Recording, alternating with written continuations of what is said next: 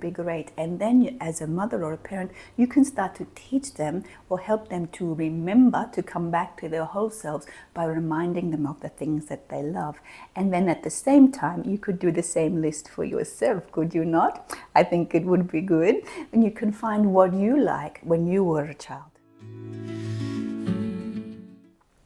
We're great directors, good directors of life. So when you're working with spirit, why would you even bother? Well, to us, it's like having the best guide on your life, because subconsciously you know what you need to do to make forward, but there's a little wavering of patterning, maybe not subconsciously, but in your energetic field, you know where you want to go.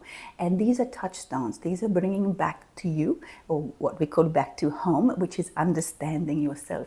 So when you were a child, just have a little think about it now and think, what did you truly love? So for this one who lives in this body, Michelle, so she loved little bits of soaps and little bit of smelly things from the garden and little bit of magic that you put in a Christmas stocking for a child.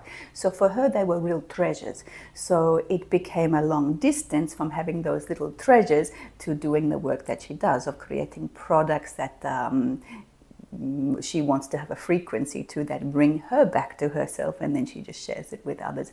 But there's something that you could have. So I would like you, or I invite you to have a conversation, or even note down, if you're a mother or a father and you have children, note down in a little book, what is it that your children loved? What are they drawn to if you have small children? Because this is a way for you to guide them to what they really do like in life. So you don't have to just say, oh, my son loves, playing, whacking things with sticks. Maybe he's going to be a golfer, and sign him up into, the golf tournament USA or whatever. It's really where is that child happy? And write down as many things as you can. So you have what you would call when you go to a job, you have a resume or something like that. So you start creating a resume for your child.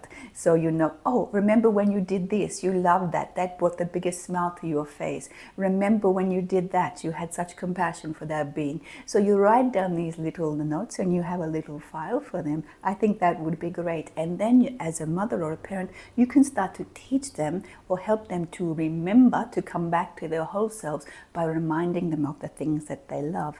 And then at the same time, you could do the same list for yourself, could you not? I think it would be good.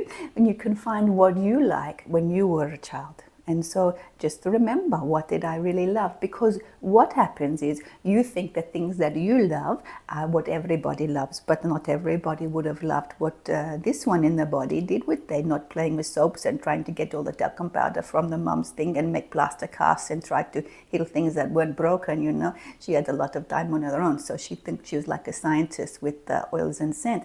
But that had a big gap. And then she returned to it. So we're asking you to speak these things up for yourself and then start to recreate them. And trust that, of course, it will feel awkward a little bit because you're wobbly. You haven't been on the bike for a while, so to speak. But we're asking you at this time to get on the path of the bicycle that you love. Do the things that you love. And that is how you create joy in your family. You cannot create joy from the outside in. You have to create it from the inside out. Okay.